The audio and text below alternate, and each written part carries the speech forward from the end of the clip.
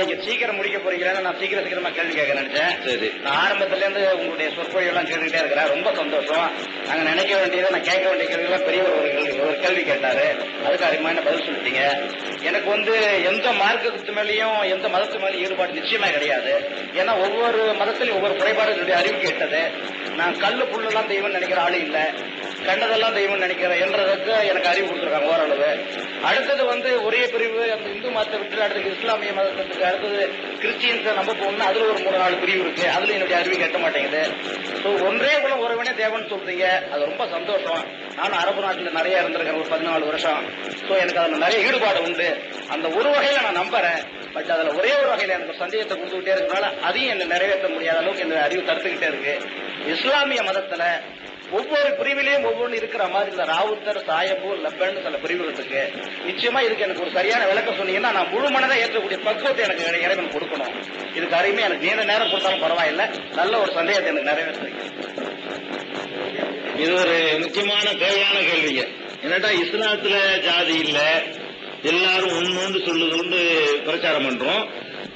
ஆனா அந்த இஸ்லாத்திலே ஒரு ஆளு தன்னை மறைக்காருங்கிறாரு, ஒரு ஆளு ரெப்பேங்கிறாரு, ஒரு ஆளு ராவுத்தருங்கிறாரு, ஒரு ஆளு தக்னிங்கிறாரு, ஒரு ஆளு சியாண்டுங்கிறாரு சொல்றாரு. இப்படி எல்லாம் நிறைய உங்களுக்கு என்னென்ன இருக்குது அப்படிங்கிறது நல்ல ஒரு கேள்வி. ரெண்ட விளைவிக்கிறோம் நீங்க. அதாவது குலத்தின் அடிப்படையில, மொழியின் அடிப்படையில, அவன் செய்யற தொழிலின் அடிப்படையில ஒருவன் தனக்கு ஒரு அடையாளம் வைத்துக் கொள்வதை இஸ்லாம் மறுக்கவே இல்லை. அந்த அடையாளமா மட்டும் இருக்கணுமே தவிர அதனால ஒருத்தன் உயர்ந்தும் ஒருத்தன் தாழ்ந்தவங்க வரக்கூடாது. ஒருத்தன் தொடுவதற்கு ஏற்றவன் ஒருத்தன் தொடக்கூடாத வரக்கூடாது. ஏன்னா இந்த அடையாளங்களை நான் தமிழ் என்று சொல்லிக்கிறேன், முஸ்லீம் தான், நான் என்னைய தமிழ் முஸ்லீம் நான் சொல்லிக்கிறேன். வடநாட்டில் உள்ளவர் அவர் உருது முஸ்லீம் சொல்லிக்கிறாரு. இது ஒரு அடையாளத்துக்குரியது. இந்த மாதிரியான அடையாளங்களுக்கு பயன்படுத்துறதுல மார்க்கத்தில் எந்த ஒரு தடையும் கிடையாது.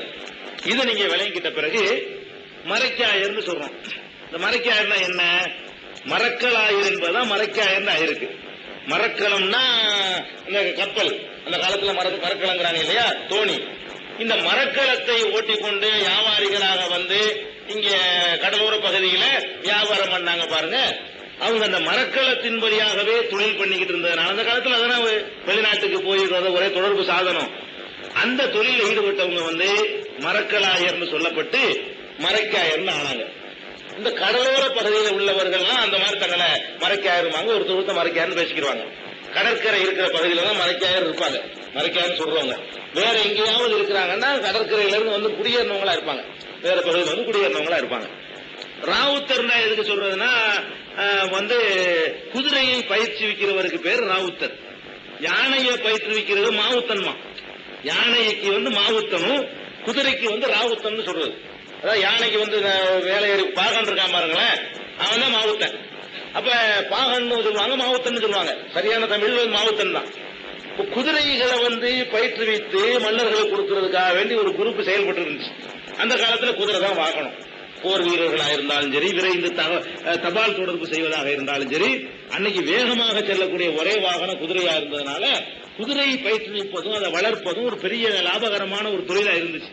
இந்த துறையில ஈடுபட்டவர்கள் குதிரையிலேயே இருந்து கொண்டிருந்தவர்கள் அத ராவுத்தர்கள், குதிரை தொழில ஈடுபட்டவர்கள் என்று அவங்கள அழைக்கப்பட்டாங்க. அது மாதிரி அதே மாதிரி பட்டாணியர்கள்ங்கிறாங்க. இந்த பட்டாண்டா என்னன்னா, வடநாட்டுல ஒரு பெரிய கலவரம் ஏற்படும் பொழுது பட்டாண்டு ஒரு ஊர் இருக்குது, பட்டாண்டு ஒரு ஊருக்கு பேர். அந்த கலவரத்தில் அந்த மக்கள் கடுமையாக பாதிக்கப்பட்டு அந்த ஊர்ல இருக்க முடியாத அளவுக்கு குடிபெயர்ந்து வேற பகுதிகளில் குடியிருக்க ஆரம்பிச்சாங்க. அதனால பட்டான்கிற அந்த மாவட்டத்தில் உள்ளவங்க எல்லாம் முஸ்லீம்கள் வாழ முடியாத அளவுக்கு ஒரு கலவரம் வந்தவொடனே இங்க வந்தாங்களா, பட்டாணியர்கள், பட்டான்கிற ஊர்ல இருந்து வந்தவர்கள் அப்படின்னு சொல்லிட்டு அந்த மக்கள் அழைக்கப்பட்டாங்க. இப்படி அவங்க வாழ்ந்த பகுதியை வைத்து செய்த தொழிலை வைத்து சில பெயர்களை சூட்டிக் கொண்டாங்களே தவிர இதை இப்போ நம்ம சொல்றோம் இது தொழில் செய்யும் போதுதான் கரெக்ட், இப்ப சரியில்லை. அதை நான் சொல்றேன். அந்த காலத்துல அவர் ராவுத்தர் வேலை பார்க்கும் போது அவர் ராவுத்தர், அவருக்கு பிறந்தவன் ராவுத்தர். டாக்டருடைய மகன் டாக்டரா? டாக்டருக்கு படிச்சாதான் டாக்டர். நான் டாக்டரா இருந்தனால என் மகனும் தன்னை டாக்டர்னு போட்டுட்டான்னு அடிப்பான். நீ என்ன டாக்டரான்னு கேட்பான். அதனால இது வந்தது காரணம் இது முஸ்லிம்கள் தங்கள் பெயரோட அறியாமையினால் அது பரம்பரை மாதிரி சேர்த்து வந்தார்களே ஆனால் அதை கண்டிப்பா நிறுத்தி ஆகணும். பேரோட அப்துல் ஹமீது ராவுத்தர், இப்ராஹிம் மறைக்காயரு, ஏன் இப்ராஹிம் தானே பேர், அது மறைக்காயரு, ஜாதி மாதிரி ஆக பாக்குறீங்களா? நீங்க ஒரு மாதிரி பண்றதுனால கேட்கறாங்க. தமிழ்நாட்டுல அந்த சனியன் இருக்கு, வேற எங்கேயும் இப்படி எவனும் சேர்க்க மாட்டேங்கிறான். அரபிகள் அந்த மாதிரி ஏதாவது ஜாதியை சேர்க்கிறானா? வேற எந்த நாட்டுல சேர்க்கிறானா? தொழில் நீங்க செஞ்ச தொழில், உங்க அப்பம்பாட்டன் செஞ்ச தொழிலுக்காக வேண்டி இப்படி ஒரு பேரை சொன்னாங்கன்னு சொன்னா அது அப்பம்பாட்டனுக்கு தான் பொருந்தும், உங்களுக்கு பொருந்தாது. நீங்க யாரும் குதிரை ஓட்டியும் கிடையாது, நீங்க யாரும் கப்பல் வியாபாரம் பண்றவனும் கிடையாது, நீங்க யாரும் பட்டாங்கிற ஊர்ல இருந்து வந்தவனும் கிடையாது. அப்ப இந்த மாதிரியான பேர்களை நீங்க பேருக்கு பின்னாடி அதை சேர்த்துக் கொள்வதன் மூலமாக உங்களையே கவர்மெண்டே பிரிச்சுக்கிட்டு கிளப்பேங்கிறான், அவனே பிரிக்கிறான். நீங்க பிரிஞ்சதுனால அவன் பிரிக்கிறான். ஏன் முஸ்லீம்லாம் ஒண்ணுன்னு சொல்லக்கூடாது, அதான் இஸ்லாமும் சொல்லுது.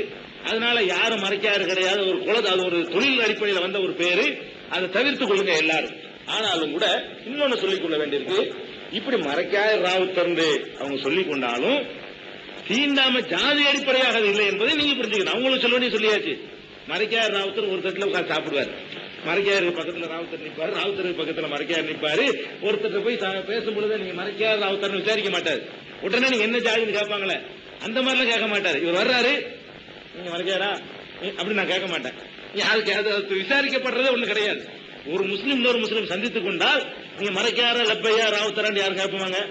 ஒரு முஸ்லீம் பார்த்தோம்னா எனக்கு சோமாரிகளா என்ன செய்ய தொழில் அதான் கேட்பமே தவிர யாருமே யாரையுமே நீ மறைக்காரா ரப்பையா ராவுத்தர் கேட்கறதே இல்லை எந்த ஒரு காரியத்துக்குமே. அந்த அடிப்படையில ஜாதியா நீங்க கருதக்கூடாது. அப்படி இல்ல, ஒடுக்கல் வாங்கல் வரைக்கும் அவங்களுக்கு மத்தியில் நடந்துகிட்டு தான் இருக்குது. ஆனாலும் முஸ்லீம் சகோதரர்களுக்கு ஒரு பெரிய எச்சரிக்கை இருக்குது. பாருங்க, எல்லா வகையிலும் இங்க கவரப்பட்ட ஒருத்தர் நீங்க செஞ்ச ஒரு தப்புனால தயங்குறாரு பாருங்க.